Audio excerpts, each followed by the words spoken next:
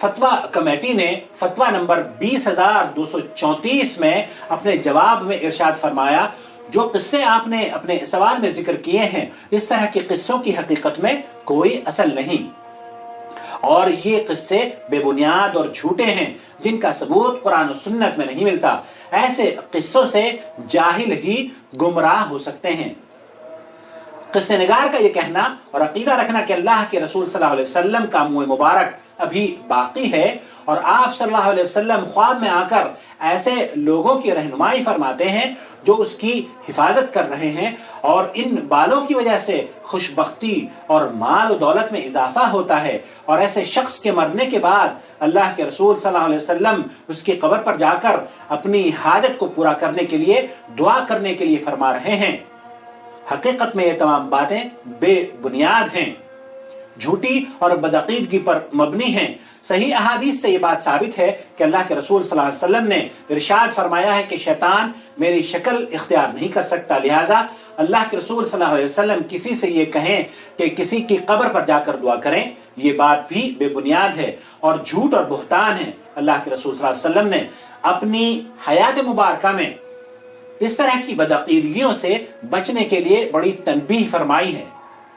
اور بڑی سختی سے منع فرمایا ہے، اور آپ علیہ السلام نے انبیاء رسل اور صالحین کی قبروں اور اس طرح ان کے مرنے کے بعد انہیں مدد کے لیے پکارنے سے منع فرمایا ہے۔ اللہ کے رسول صلی اللہ علیہ وسلم کی حیات مبارکہ میں ہی اللہ کے دین کی تکمیل ہو چکی تھی، اور آپ علیہ السلام نے تمام شرعی امور کلی طور پر واضح فرما دیے تھے، لہذا مکمل دین میں کمی اور زیادتی ناقابل قبول اور مردود عمل ہے۔ اور یہ عقیدہ رکھنا کہ قبروں کے قریب دعائیں قبول ہوتی ہیں، یہ بھی ایک ایسی بات ہے جس کا شریعت میں کوئی ذکر نہیں ملتا، اور یہ گمراہی اور بدعت ہے، اور قبروں سے تبرک حاصل کرنا یا وہاں دعائیں مانگنا تو شرک کے دروازے کھولنے والی بات ہے، کیونکہ یہ عقیدہ رکھنا کہ مردے نفع اور نقصان پہنچا سکتے ہیں اور اللہ کے علاوہ مردوں سے اپنی حاجت طلب کرتا ہے تو یہ تو شرک کی بڑی قسم ہے،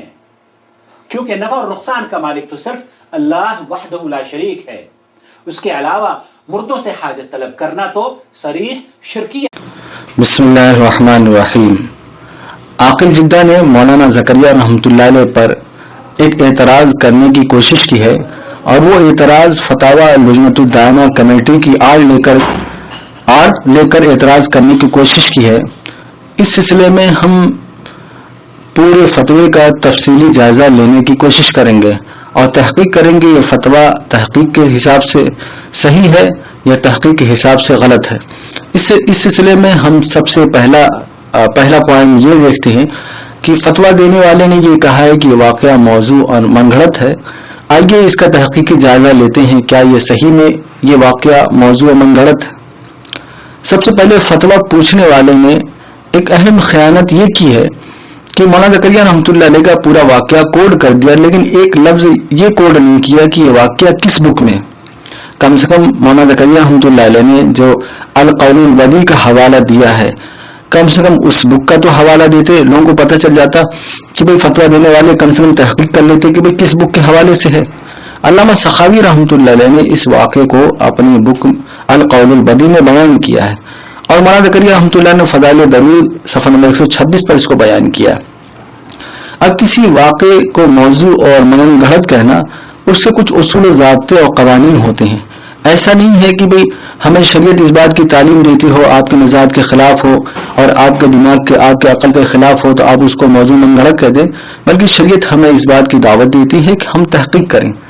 دلیل کے ساتھ ہو تو قبول کر لیں، بلا دلیل بات ہو تو ریجیکٹ کر دیں، یعنی اس کو ایکسیپٹ نہ کریں۔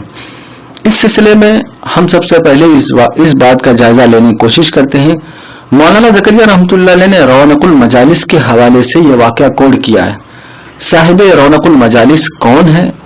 اس سلسلے میں ہم اسماء و رجال کی بہت مشہور کتاب علامہ ذہبی رحمۃ اللہ علیہ کی سیر اعلام النبلاء سے ان کے حالات ہم دیکھنے کی کوشش کرتے ہیں۔ ان کا نام ہے صاحب رونق المجالس کون ہے؟ ان کا نام ہے ابو حفص سمرقندی رحمۃ اللہ علیہ، جن کی وفات 264 ہجری میں ہوئی، خیر القرون کے عالم ہیں وہ، اور ان کی کتاب رونق المجالس صفحہ نمبر 49 اور صفحہ نمبر 50 پر یہ واقعہ موجود ہے۔ ابو حفص سمرقندی رحمۃ اللہ علیہ کون ہے؟ اس سلسلے میں ہم اسماء و رجال کی کتاب علامہ ذہبی رحمۃ اللہ علیہ ہم ان کے حالات اس میں پڑھنے کی کوشش کرتے ہیں۔ علامہ ذہبی رحمۃ اللہ علیہ نے سیر اعلام النبلاء جلد نمبر 10 صفحہ نمبر 144 پر لکھتے ہیں، امام القدوہ ربانی شیخ خراسان، اور اسی سیر اعلام النبلاء پر وفات ان کی بتاتے ہیں 264 ہجری، یعنی ابو حفص سمرقندی رحمۃ اللہ علیہ کوئی کذاب، کوئی حدیث گڑھنے والا، کوئی موضوع راوی نہیں، بلکہ علامہ ذہبی رحمۃ اللہ کہتے ہیں امام القدوہ، یعنی امام ہے، ربانی ہے، شیخ خراسان سے ان کو یاد کیا جاتا ہے۔ اتنی بڑی پرسنالٹی، اتنی بڑی شخصیت، یعنی امام القدوہ بیان کر رہی ہے واقعہ، اور ان کی اپنی کتاب میں واقعہ موجود ہے۔ آئیے دوسری کتاب ابی عبد الرحمن السلمی رحمۃ اللہ علیہ کی کتاب ہے، جن کی وفات 412 میں ہوئی، طبقات صوفیہ، اس کے صفحہ نمبر 104 پر وہ لکھتے ہیں، کان احد الائمہ والسادہ، ائمہ میں سے یعنی اماموں میں سے ایک امام ہے، اماموں میں سے ایک امام ہے۔ اب اتنی بڑی پرسنالٹی، اتنی بڑی شخصیت، خیر القرون کے عالم، یعنی جن کی وفات 264 ہجری میں ہوئی، اس واقعے کو بیان کر رہے ہیں۔ اب سب سے پہلے ہم اس بات کا جائزہ لینے کی کوشش کرتے ہیں کہ ابو حفص سمرقندی رحمۃ اللہ علیہ نے اپنی کتاب میں اس کو بیان کیا ہے،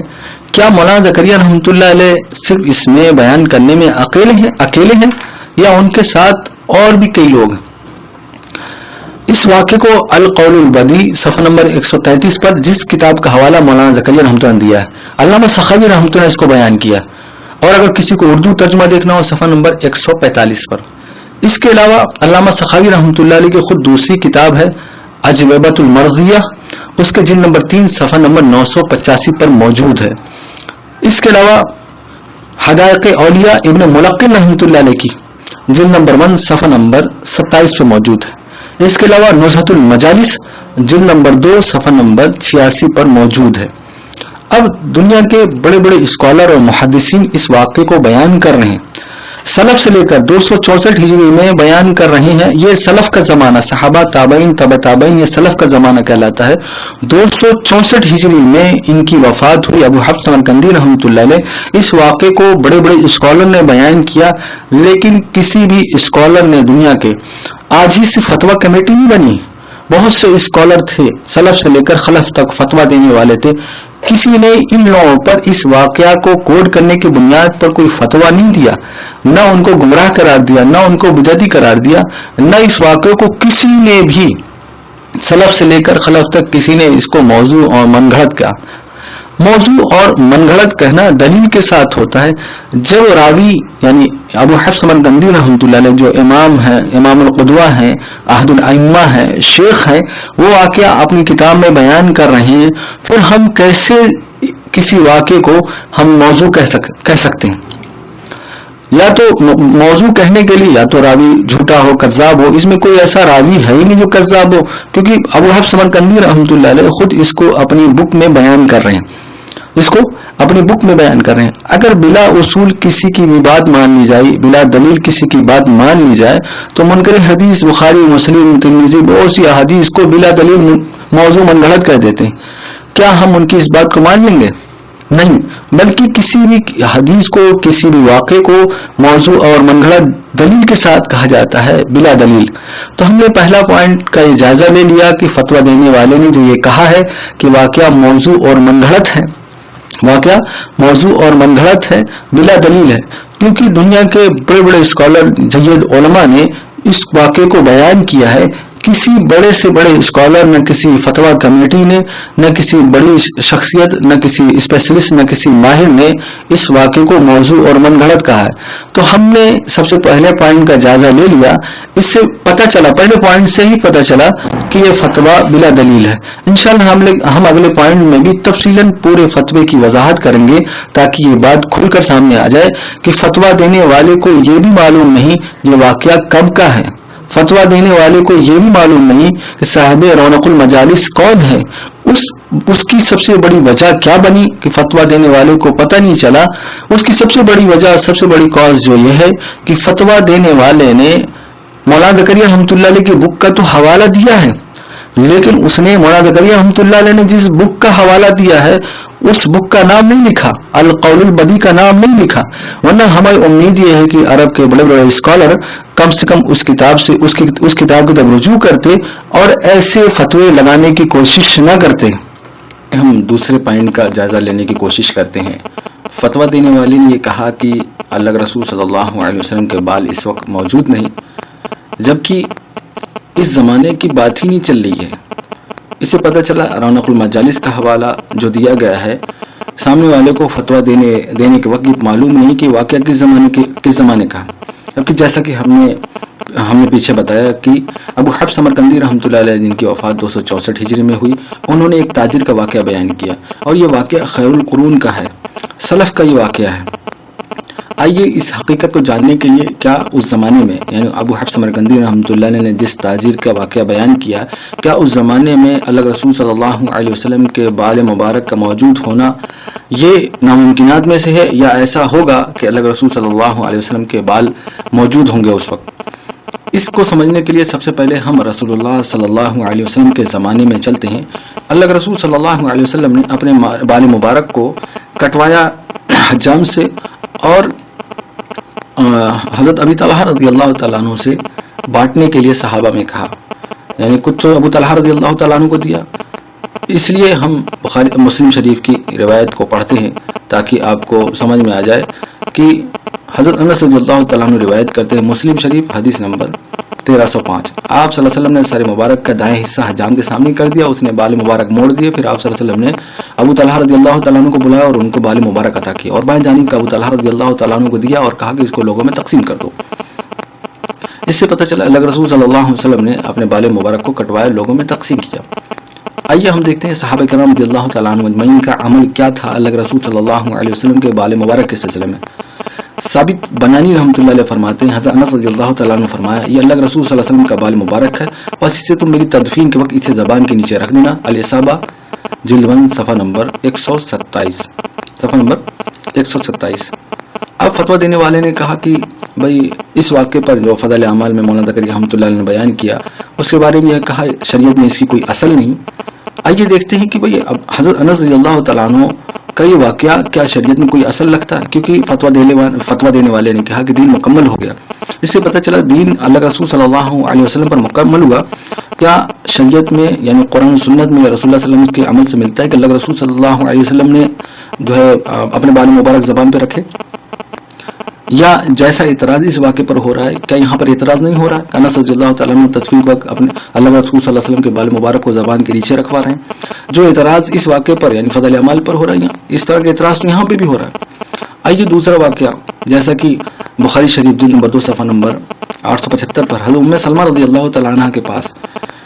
نبی اکرم صلی اللہ علیہ وسلم کے کچھ بال مبارک تھے. جب کسی کو نظر بد لگتی یا کوئی بیماری لگتی تو وہ پانی کا برتن ام سلمہ رضی اللہ تعالیٰ عنہ کے پاس بھیجتا. ام سلمہ رضی اللہ تعالیٰ عنہ اس میں بال ڈبو دیتی.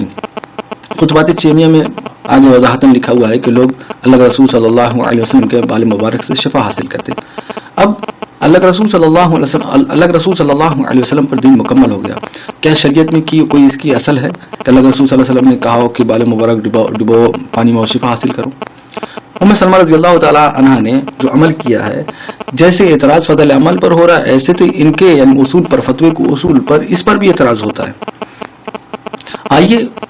اللہ کے رسول صلی اللہ علیہ وسلم کی بال مبارک کی اہمیت اور عظمت کیا ہے، آئیے بخاری شریف جو ہے حدیث نمبر 168 سے اندازہ لگاتے ہیں. ابن سیرین رحمۃ اللہ علیہ فرماتے ہیں، جن کی وفات 110 ہجری میں ہوئی، بیان کرتے ہیں ہمارے پاس حضور صلی اللہ علیہ وسلم کے چند بال مبارک جن کو ہم نے انس رضی اللہ تعالیٰ عنہ یا ان کے گھر والوں سے حاصل کیا ہے. حضرت عبیدہ رضی اللہ تعالیٰ عنہ فرمایا، اگر حضور صلی اللہ علیہ وسلم کے ان بال مبارک میں سے ایک بال بھی میرے پاس ہوتا تو مجھے دنیا و ما فیہا سے زیادہ محبوب ہوتا. اس سے پتہ چلا بخاری شریف ہمیں اس بات کی دعوت دیتی ہے کہ اللہ کے رسول صلی اللہ علیہ وسلم کی بال مبارک کی عظمت اور اہمیت جو ہے سلف کے نزدیک کیا تھی،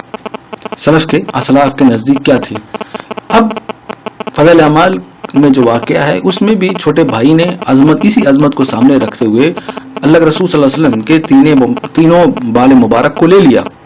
کیونکہ سلف نے ہمیں سکھایا ہے کہ اللہ کے رسول صلی اللہ علیہ وسلم کے بال مبارک کی عظمت اور اہمیت کیا ہے، خود یہ بخاری میں موجود ہے۔ جیسا کہ ہم نے پیچھے بخاری شریف کے حوالے سے بتایا کہ اللہ کے رسول صلی اللہ علیہ وسلم کے بال مبارک سے صحابہ کرام رضی اللہ تعالی عنہ اجمعین شفا حاصل کرتے تھے۔ آئیے دوسرا واقعہ ہم غیر مقلدین کی کتاب سے پڑھنے کی کوشش کرتے ہیں۔ خطبات چیمیہ مولانا نواز چیمیہ صاحب کی کتاب ہے، صفحہ نمبر 115 پر لکھتے ہیں، اور اس کی تصحیح بھی نقل کر رہے ہیں، یعنی یہ جو حدیث ہے اس کو باقاعدہ خطبات چیمیہ میں صحیح نقل کیا ہے محدثین سے۔ حضرت خالد بن ولید رضی اللہ تعالیٰ عنہ کی ٹوپی جب جنگ یرموک ہوئی تو حضرت خالد بن ولید رضی اللہ تعالیٰ عنہ کی ٹوپی مبارک گم ہو گئی تو گھبرا گئے، سب ساتھیوں سے کہنے لگے میری ٹوپی تلاش کرو۔ کافی دیر تلاش کرنے کے بعد ٹوپی مل گئی۔ ساتھیوں نے جب ٹوپی دیکھی تو پرانی سی نظر آئی۔ انہوں نے حضرت خالد رضی اللہ تعالیٰ عنہ سے پوچھا کہ جناب اس پرانی سی ٹوپی کے گم ہونے پر آپ اتنے کیوں گھبرا گئے؟ تو حضرت خالد رضی اللہ تعالیٰ عنہ نے جواب دیا کہ نبی اکرم صلی اللہ علیہ وسلم نے عمرہ ادا فرمایا، یا اس کے بعد نبی اکرم صلی اللہ علیہ وسلم نے حجامت کروائی، سر کے بال مڈائے، لوگوں نے بھی آپ صلی اللہ علیہ وسلم کے بال مبارک بطور برکت پکڑے، میں نے بھی جلدی سے آپ صلی اللہ علیہ وسلم کے پیشانی مبارک کے بال لے لیے اور انہیں اس ٹوپی میں سلا دیا۔ اب ہر لڑائی میں اس کو پہن لیتا ہوں، ان کی برکت سے اللہ تعالی ہر لڑائی میں فتح نصیب کرتا ہے۔ خطبات چیمیہ صفحہ نمبر 115۔ اور مولانا نواز چیمیہ امام موصلی رحمۃ اللہ علیہ سے اس کی سند صحیح نقل کر رہے ہیں، امام موصلی رحمۃ اللہ علیہ سے اس کی سند کو صحیح نقل کر رہے ہیں۔ اب جو اعتراض فضل اعمال کے واقعے پر ہو رہا ہے کہ شریعت میں اس کی کوئی اصل نہیں، ہم بھی پوچھ سکتے ہیں کہ حضرت خالد بن ولید رضی اللہ تعالیٰ عنہ کا عمل کیا اس کی شریعت میں کوئی اصل ہے؟ جیسے کہ دعویٰ کیا گیا کہ دین مکمل ہو گیا، دین مکمل ہو گیا، یعنی اللہ کے رسول صلی اللہ علیہ وسلم نے جو دین بتایا ہے دلیل اسی میں سے دینی ضروری ہے، جیسا کہ ان کا دین مکمل ہو گیا۔ اللہ کے رسول صلی اللہ علیہ وسلم نے کوئی ایسی بات شریعت میں نہیں بتائی۔ ہم بھی پوچھ سکتے ہیں ام سلمہ رضی اللہ تعالیٰ عنہا کا عمل کی صحابہ کرام رضی اللہ تعالیٰ عنہ میں اللہ کے رسول صلی اللہ علیہ وسلم کے بال مبارک سے شفا حاصل کرتے تھے، ایسے حضرت خالد رضی اللہ تعالیٰ عنہ لڑائی میں جاتے تھے اور یہ فرماتے تھے کہ اس بال کی برکت سے اللہ تعالیٰ مجھے فتح نصیب کرتا ہے۔ اب کیا یہاں پہ بھی صحابہ پر اعتراض ہوگا کہ بھائی یہاں پر بھی مطالبہ ہوگا کہ شریعت میں اس کی کوئی اصل ہے؟ آئیے ہم سب سے اہم اور اصل پوائنٹ کی طرف آتے ہیں، کیونکہ ہمیں یہ بتانا ہے، یہ ثابت کرنا ہے